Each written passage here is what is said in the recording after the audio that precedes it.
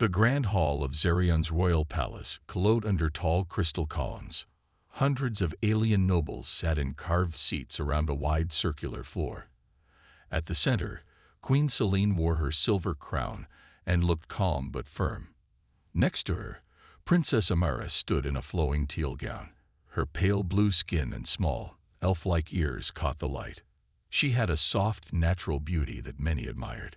Today, her heart felt heavy with worry and hope.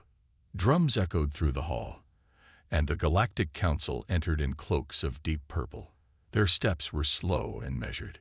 Each council member bore an emblem of their home world. The hall fell silent. High Elder Corps stepped forward and raised a slender arm.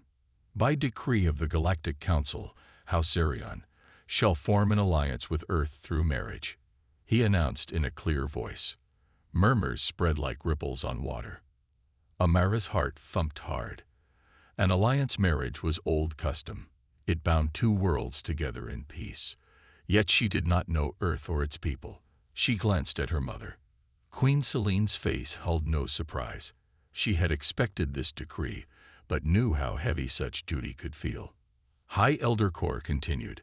Princess Amara will choose the human ambassador from Earth whom she will wed. The selection ceremony will occur at dawn.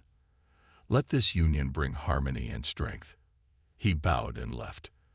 The council members filed out slowly, leaving a hush in their wake. Amara turned to her mother. Her voice trembled as she whispered, "Mother, I do not know these humans. How can I choose one on duty alone?" Queen Selene placed a gentle hand on Amara's shoulder. "My daughter," she said softly, "your choice is your own. Duty guides us, but your heart must also lead. You will meet them tomorrow. Observe and decide." Amara nodded but felt unease. She loved her people and wished to honor her role. Yet her mind swirled with questions about Earth. How were humans different from Zerions? Were they kind? Brave? Could she care for one as partner and ally? That night, Amara could not sleep. She wandered the silent palace gardens under a sky of twin moons. Silver petals lay on the walking stones. She paused by a fountain where water danced in pale blue lights. She closed her eyes and breathed in the cool air. In the dark, she spoke quietly. "Please give me wisdom. Let me choose wisely." A soft breeze rustled the leaves. Amara felt both alone and watched by unseen stars. Tomorrow would bring new faces and new choices. She returned to her chambers, heart heavy but hopeful. She vowed to meet the humans with an open mind. Duty and heart must walk side by side. With that promise, she finally drifted into restless sleep, dreaming of distant worlds and the human she would meet at dawn. At dawn, the sky above Zerion's capital flushed with soft pink light. Princess Amara dressed in a pale green gown that brushed the polished floor. Her small, elf-like ears and pale blue skin made her look both gentle and strong. She stepped into the marble hall where the humans would arrive. Outside, a sleek starship descended through the morning clouds. Its silver hull gleamed in the rising sun. The assembly of nobles and servants watched as it touched down on the palace landing pad. A hatch opened, and two humans in crisp blue uniforms stepped out. Their leader walked forward with calm confidence. This man was Ambassador Nathan Reed. His hair was dark, and his eyes were warm. He did not wear a crown or jewels. His simple uniform spoke of duty and respect. Amara felt a strange flutter in her chest. She bowed her head, and Nathan did the same in human fashion. "Princess Amara," he said in a clear voice. His accent was soft, with a hint of Earth's northern region. "I am honored to be here." Amara raised her head and smiled politely. "Ambassador Reed, welcome to Zerion. I hope your journey was smooth." Nathan nodded. "The stars were kind. I bring greetings from Earth's leaders." He held a small crystal box. Amara and Queen Selene watched as he opened it.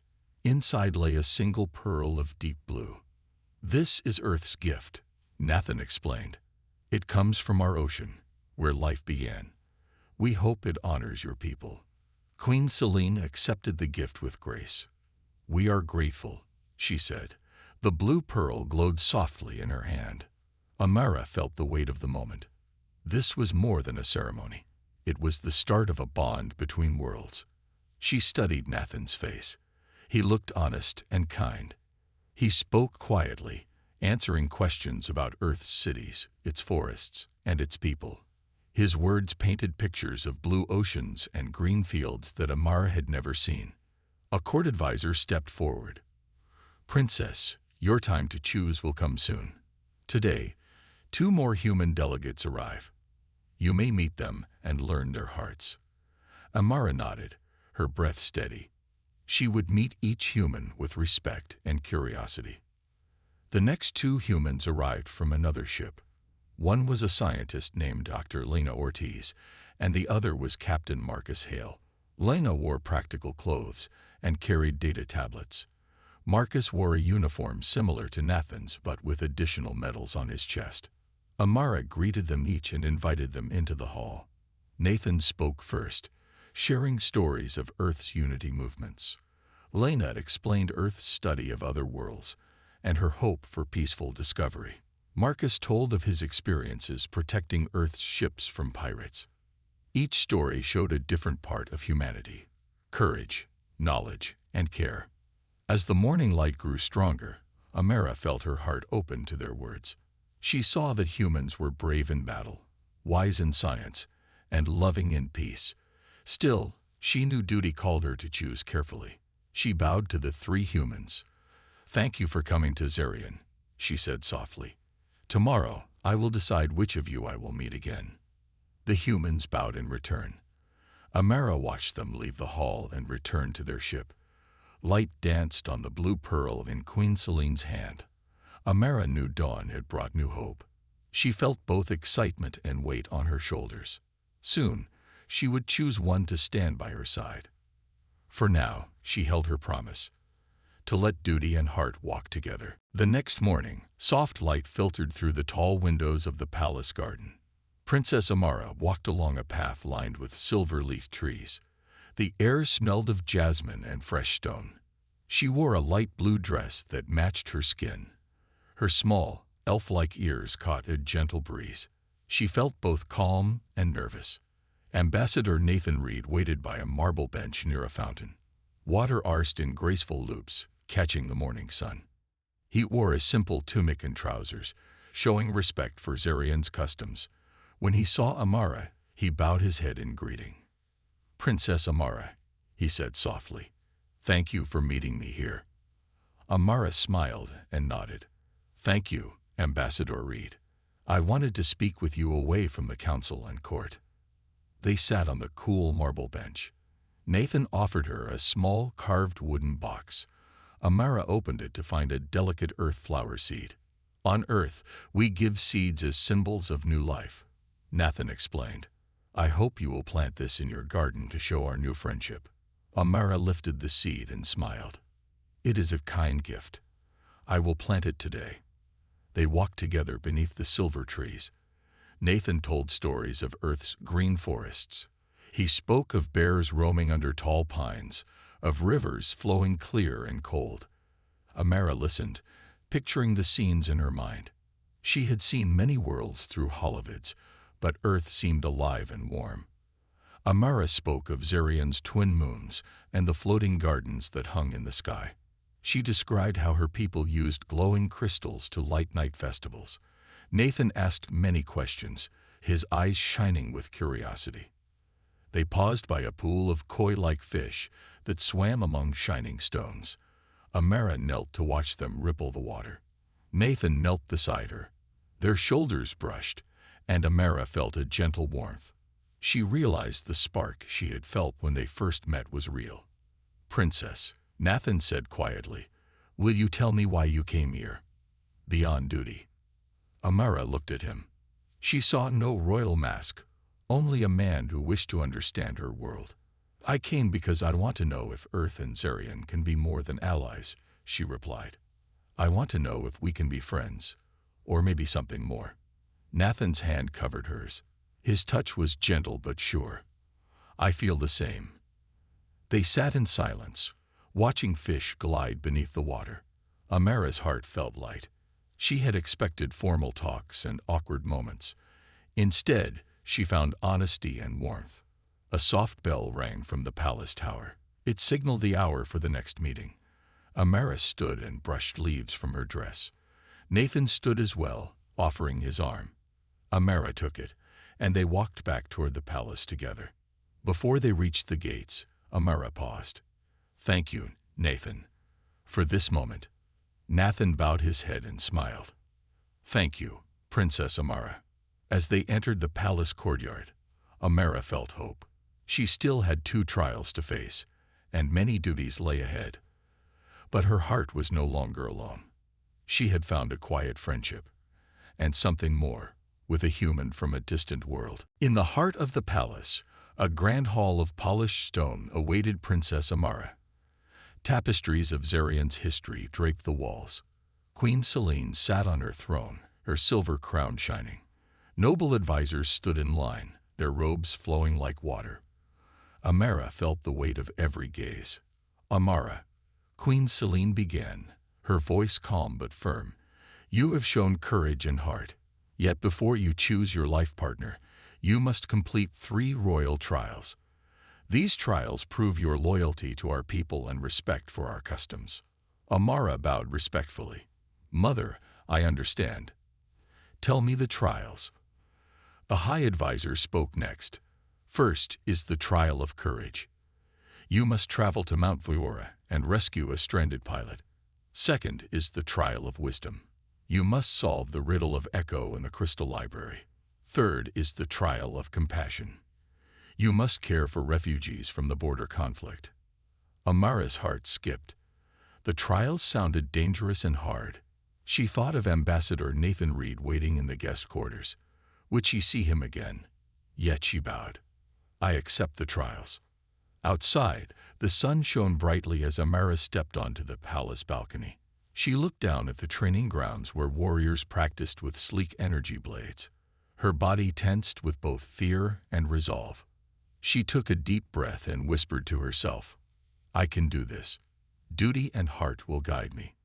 Soon, an escort of royal guards led Amara to her ship. The craft held her essentials: a healing kit, a map of Viora, and a communicator. Amara found her room and placed the seed Nathan gave her in a small pot. She turned the dial on the communicator. "This is Princess Amara," she said to Nathan. "I leave for my first trial. Pray for me." Nathan's voice crackled back. "Be safe, Amara. I believe in you." With that, Amara climbed into the pilot's seat. The ship rose, leaving the palace behind. Clouds of violet gas swirled around the craft as it approached Mount Viora. The mountain's peak jutted over jagged rocks below. The ship landed on a rocky plateau. Amara stepped out, feeling the chill of thin air. She scanned the landscape through her visor. Her sensors detected life signs near a narrow crevasse. She activated her boot's magnetic grip and edged toward the crevasse. Inside, she saw a pilot clinging to a rocky ledge. His suit was torn, and he looked weak. Amara's heart pounded. She removed her belt and lowered a rope. "Hold on," she called. The pilot grasped the rope with trembling hands. Amara pulled him up carefully, her muscles straining. His weight shifted, but she kept her feet firm. At last, he stood on solid ground and slumped in relief. "Thank you, Princess," he gasped. "I thought I'd never see home." Amara smiled gently. "You are safe now." She used her healing kit to seal his suit and treat his wounds. The pilot's eyes shone with gratitude. Later, the ship lifted off Mount Viora. Amara looked back at the mountain, feeling proud and strong. She had passed the first trial. Ahead lay wisdom and compassion. She felt ready to face them both. As the craft sped toward the palace, Amara thought of Nathan's seed, now beginning to sprout in her quarters. Duty had given her purpose. Her heart had found hope. She returned home, determined to finish the trials and choose her path. The crystal library of Zarian was silent and vast. Endless shelves of clear, glowing crystal blocks rose under a high domed ceiling. Light shimmered off every surface like soft rain. Princess Amara entered with careful steps. She carried only her communicator and a small pad to record answers. An elder librarian, robed in white, met Amara at the entrance. "Princess," he said, bowing his head, "to pass the trial of wisdom, you must solve the riddle of echo. It rests within this hall's heart. Speak your answer aloud before the crystal of memory. Only then will you succeed." Amara nodded. Her heart beat faster. She had studied Zarian's history, but this riddle was ancient. The librarian guided her past rows of crystal blocks, filled with records of past rulers, battles, and discoveries. Each block held a whisper of knowledge when touched. Amara paused to trace her fingers over a block that held images of her ancestors. She felt respect for those who came before her. At the center of the library stood a clear crystal pedestal. On top, a sphere glowed softly. This was the crystal of memory. The librarian stepped back. "Read the riddle from the tablet," he said, handing Amara the slim crystal plate engraved with words. Amara touched the plate and held it close. The riddle read, "I speak without a voice. I echo in silent halls. I carry all that's known, yet answer only when called. What am I?" She closed her eyes and thought. "I speak without a voice, echo in silent halls." Her mind filled with images of the library's crystal blocks. They held words and sounds, but only shared them when someone asked. Amara opened her eyes and whispered, "You are knowledge." At her words, the crystal of memory pulsed with bright light. The librarian smiled. "Princess, your answer shows understanding of our greatest treasure, wisdom itself. Approach the crystal." Amara stepped forward. The glowing sphere reflected her pale blue skin and soft eyes. She bowed her head and spoke clearly, "I choose knowledge as our guide. May Earth and Zarian learn from each other." The crystal's light spread across the library, touching every block. A gentle hum filled the air, and brief images of human and Zarian scholars working side by side glimmered in the blocks. Amara watched in wonder as visions of shared research and peaceful discovery played before her. When the hum faded, the librarian approached. "You have passed the trial of wisdom, Princess. You honored our past and welcomed our future." He placed a small silver key in her hand. "This key unlocks the final trial." Amara's lips curved into a grateful smile. She felt relief and excitement. She had used her mind and heart together to solve the riddle. In the silent beauty of the crystal library, she had proven her wisdom. Clutching the silver key, Amara left the library. The domed ceiling reflected her steps, and the crystal blocks seemed to whisper congratulations. She paused at the exit and looked back once more. She thought of Nathan waiting for her and of the final trial ahead. With steady breath, she walked toward the palace gates. The trial of compassion awaited, and with it, the chance to show her kindest self. Duty and heart would guide her at every step. A convoy of hover carriages rolled into the palace courtyard. Refugees from a recent border skirmish waited under tents of blue and white. Their eyes were tired, and their clothes torn. Princess Amara watched from the balcony, her heart tightening with concern. Today she would face her final trial. Queen Selene met Amara at the courtyard entrance. "Your last trial is compassion," the queen said softly. "You must care for those who suffer. Show them our people's kindness." Amara nodded. She descended the marble steps and walked among the tents. A nurse offered her a medical kit. Amara knelt beside a young father holding his daughter. The girl's arm was wrapped in a bandage, and she whimpered softly. "Hello," Amara said gently, placing a hand on the girl's shoulder. "My name is Amara." She took the bandage off carefully and examined the wound. The girl flinched but did not cry. Amara cleaned the cut with a soothing spray and wrapped a fresh dressing. She smiled reassuringly. "All better now." The girl's father whispered thanks. Amara stood and offered water to both of them. As they drank, Amara listened to their story. They had escaped a damaged village after a raid. The father's voice trembled, but Amara spoke words of comfort. Zarian welcomes you. You are safe here." Amara moved on to a tent where an elderly scholar sat shivering. He held a worn book in his hands. His eyes lit with recognition when he saw her. "Princess," he said hoarsely, "I was a teacher at the academy. I lost my home and my students." Amara took off her cloak and wrapped it around his shoulders. She knelt and looked at his hands. "Knowledge matters," she said. "I will ensure your work continues. You will teach again." He nodded, tears in his eyes. Amara helped him stand and guided him to a heated lounge within the palace. Throughout the day, Amara sat with mothers feeding small children. She helped distribute warm blankets, and she spoke kindly to frightened refugees. She offered gentle words and simple smiles. Each act felt small alone, but she saw hope return in many faces. By evening, the courtyard was quiet. Amara found a group of younger children playing with makeshift toys. She joined them, teaching a little boy to spin a wooden top. His laughter rang clear in the cool air. Amara felt warmth fill her chest. Queen Selene watched from a balcony above. She saw her daughter's gentle actions, her bright smile, and the way refugees leaned toward her trustingly. The queen knew the trial was complete. Amara stood and bowed her head. A hush fell over the courtyard, as refugees and palace staff alike looked on. The king's herald stepped forward and announced, "Princess Amara has shown compassion to all who suffer. She has passed the final trial." Soft cheers and applause rose around her. Amara felt both relief and joy. She had cared for others with kindness and respect. Her heart and duty had worked together once more. As night fell, lanterns lit the courtyard in a warm glow. Amara gazed at the stars above, thinking of Earth and the human ambassador. Tomorrow she would choose her companion. But tonight, she celebrated compassion and the promise of a kinder future for all. The next morning, sunlight filled the throne room's tall windows. Princess Amara stood before Queen Selene and the gathered court.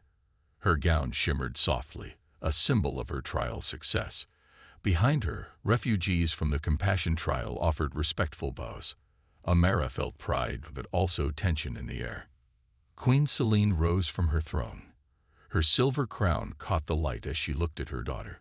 "Amara," the queen began, her voice steady, "you have passed every trial with honor and heart. Yet I sense your choices have moved beyond duty." Amara bowed her head. "Mother, I have done my best for our people." The queen's gaze turned to Ambassador Nathan Reed, waiting among the dignitaries. His simple suit and gentle posture set him apart from the royal guards. Amara had seen him help refugees and solve the ancient riddle by her side. She knew his kindness. Queen Selene's voice softened. "I worry your feelings for this human could lead you away from Zarian's duty. A princess must always put her people first." A hush fell over the court. Amara felt her heart tighten, as if caught between two worlds. She met Nathan's eyes for a moment, then faced her mother again. "Mother, I understand your concerns," Amara said, her voice calm but firm. "Duty guides me, but compassion and love must also guide my choices." Queen Selene exchanged looks with her advisors. One elder cleared his throat. "Your Majesty, the trials were meant to test loyalty to Zarian. Princess Amara's actions showed loyalty to all life, not only our own. Is this not our true strength?" The queen considered his words. She looked at Amara, who stood with gentle confidence. The refugees behind Amara nodded respectfully, their eyes filled with gratitude. Queen Selene sighed softly. "I have one final request." She turned to Nathan Reed. "Ambassador, will you study Zarian's laws and customs? Will you promise to honor them if you stand with my daughter?" Nathan stepped forward and bowed deeply. "Your Majesty, I pledge to learn and respect Zarian's traditions. I will serve your people as I would serve my own." His voice rang clear in the hall. The queen studied Nathan's face. His sincerity shone in his warm eyes. She felt the weight of her duty shift. Zarian's future lay in unity, not isolation. After a moment, Queen Selene spoke again. "Very well. Princess Amara, you have faced duty's tests and shown the way of the heart. You may choose which human will stand by your side." Amara's chest lifted with relief and joy. She bowed deeply to her mother. Then she turned to the three humans who had come for her choice: Ambassador Nathan Reed, Dr. Lena Ortiz, and Captain Marcus Hale. Each stood respectfully, waiting. Amara raised her head, her blue eyes bright. "I have seen courage, wisdom, and compassion in each of you, but only one has shown me both duty and heart." She paused, her gaze finding Nathan's. The court held its breath as Amara prepared to name her choice. Her heart and duty had walked together to this moment. She felt certain and strong. "Please," Amara said softly, "I want this human." At her words, the hall burst into gentle applause. Nathan Reed stepped forward and took her hand. The queen smiled, her doubts washed away by love and unity. Princess Amara and Nathan walked side by side out of the throne room, ready to begin their new life together, and to lead Zarian and Earth toward a shared future. The throne room was filled with quiet anticipation. Sunlight streamed through tall stained glass windows, casting colorful patterns on the marble floor. Princess Amara stood before her mother, Queen Celine, and the assembled court. She wore her trial cloak, white with silver trim, and held a single blue pearl in her hand. Queen Celine regarded her daughter with calm authority. "Amara," the queen said, her voice echoing softly, "you have completed every trial with honor. Now you must speak before the court and choose the human who will stand by your side." Amara inhaled slowly and raised her head. She saw Ambassador Nathan Reed among the human delegates. He stood straight, hands clasped respectfully, eyes steady on her. Dr. Lena Ortiz and Captain Marcus Hale stood to his left, each waiting patiently. Amara's heart beat in her chest. The memory of each trial came back to her, solving the ancient riddle with Nathan's help, rescuing the pilot on Mount Viora, caring for refugees in the courtyard. She remembered Nathan's kindness, his respect for her customs, and the spark she felt when they spoke together in the palace gardens. Silence fell as Amara stepped forward. Every noble and every refugee watched her, waiting for her words. She lifted the blue pearl so it caught the light. "Honored council and beloved people of Zarian," Amara began, her voice clear and calm. "I have faced trials of courage, wisdom, and compassion. I have walked through fire and riddle, and I have cared for those in need. Through each trial, I learned the strength of our people and the power of our duty." She paused, her gaze moving over the crowd. She felt their respect and their hopes for the future. "But duty alone is not enough," Amara continued. "A heart guided by love and understanding must walk beside it. I have met three humans: a scholar who seeks knowledge, a warrior who fights for peace, and an ambassador who offers friendship." She turned toward Nathan.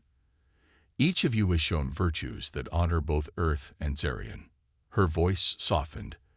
"Yet only one has touched my heart completely. In him, I saw courage without pride, wisdom without arrogance, and compassion without hesitation." Amara held the pearl higher. "Please, I want this human." A stunned hush swept the throne room. Then Queen Celine's stern expression softened into a proud smile. The human ambassadors bowed deeply. Nathan Reed stepped forward and took the blue pearl gently from Amara's hand. "Princess Amara," Nathan said, his voice respectful and warm, "I accept your trust. I vow to honor Zarian's people and to stand by your side as partner and friend." A wave of relief and joy rippled through the court. Refugees cheered softly, and nobles applauded. Amara felt tears of happiness fill her eyes. She bowed to her mother, who rose from the throne to embrace her daughter. Queen Celine's voice was tender as she spoke into the applause. "You have chosen wisely, my daughter. May your union bring strength and hope to both our worlds." Amara smiled up at Nathan, her heart full. In that moment, duty and love joined as one. The future of Earth and Zarian shone bright before them, guided by the princess's plea and the human she had chosen. The night before the ceremony, quiet settled over the palace grounds. Lanterns glowed softly along the marble paths, and guards stood watch under twin moons. Princess Amara walked beside Ambassador Nathan Reed as they inspected the decorations for Dawn's alliance. Their steps were slow, filled with hopeful talk of Earth and Zarian working together. Suddenly, alarms rang through the halls. Sharp bells echoed under the high ceilings. Nathan's hand went to the communicator at his belt. "What is it?" he asked a nearby guard. "Rebels from the border skirmish," the guard gasped. "They seek to stop the Union." Amara's heart pounded, but her voice stayed calm. "Show me the way." Nathan drew his sidearm, a non-lethal energy pistol licensed by Zarian law, and fell into step beside her. They hurried down a corridor where courtiers and servants scurried for cover. Amara called out, "Stay back. Guards, lead civilians to safety in the East Wing." Her clear voice carried authority. People began to follow her instructions. Nathan and a squad of palace guards reached the main gate. Outside, figures in dark cloaks moved toward the landing pad. They carried blaster rifles and wore makeshift armor. The rebels opened fire with bright bolts that struck the walls in showers of sparks. Nathan raised his pistol and fired precise shots to disable the rebel weapons. Each shot glowed briefly, then the rifles collapsed to the ground. The guards, inspired by his calm focus, took cover and advanced. Amara stood behind them, her face set with determination. One rebel broke through and aimed at a cluster of fleeing refugees. Amara did not hesitate. She stepped forward and raised her voice. "Stop. You will not harm the innocent." The rebel hesitated, confused by her bold stance. In that moment, Nathan tackled him from behind. The man's rifle skidded away. Guards moved in and bound the rebel with energy cuffs.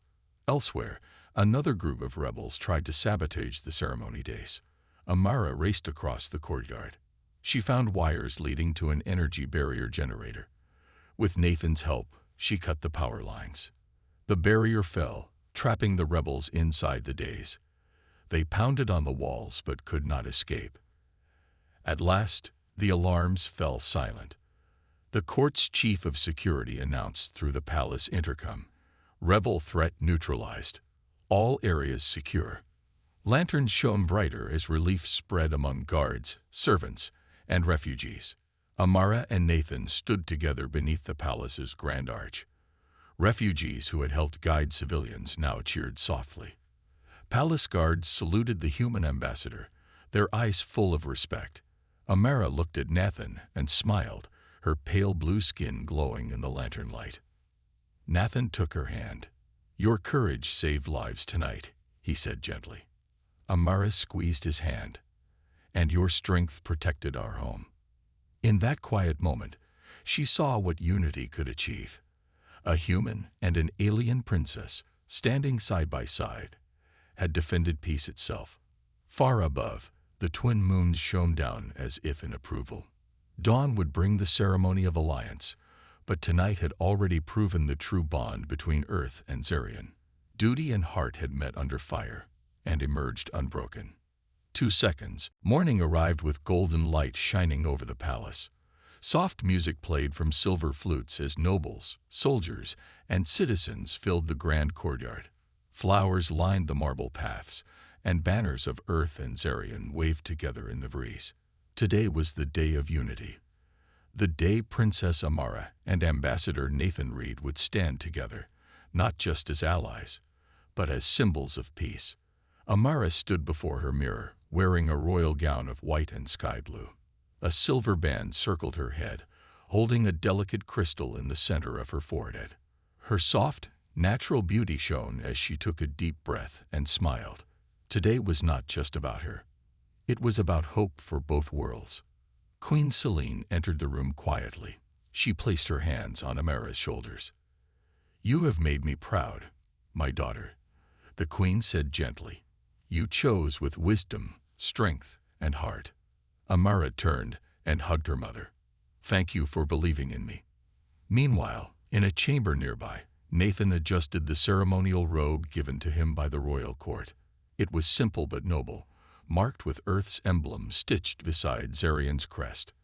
As he stepped outside, the crowd parted for him. showing deep respect. The guards who once eyed him with caution now saluted him with pride. Soon, all stood before the ceremonial platform.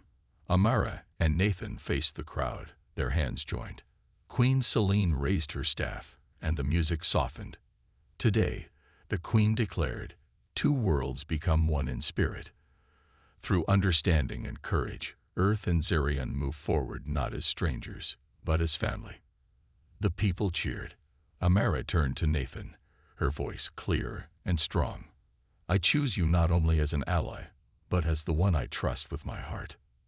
Nathan smiled and replied, and I choose you, Amara, with respect and love. I promise to walk beside you, no matter the distance between stars. With the queen's blessing, they sealed the bond by touching palms, an ancient Zerion custom. A warm blue light glowed between their hands, showing the joining of two paths into one. Cheers filled the air. Citizens threw flower petals, and children danced in circles. Refugees who had once feared tomorrow now smiled with hope. The palace, once full of tension and doubt, now echoed with joy and unity. Later that day, Amara and Nathan walked together through the palace gardens. The seed Nathan had given her was now a small green plant. Amara bent down and touched its leaves gently. It's growing, she said softly. Just like us, Nathan replied with a smile. They stood quietly, hand in hand, as the wind carried the scent of flowers and new beginnings. In the days that followed, Earth and Zerion began building together, sharing knowledge, healing old wounds, and exploring the stars as partners. Princess Amara and Ambassador Nathan became the heart of this new chapter. And so, the story of a princess and a human did not end with a choice. It began with one. A choice that changed the galaxy forever.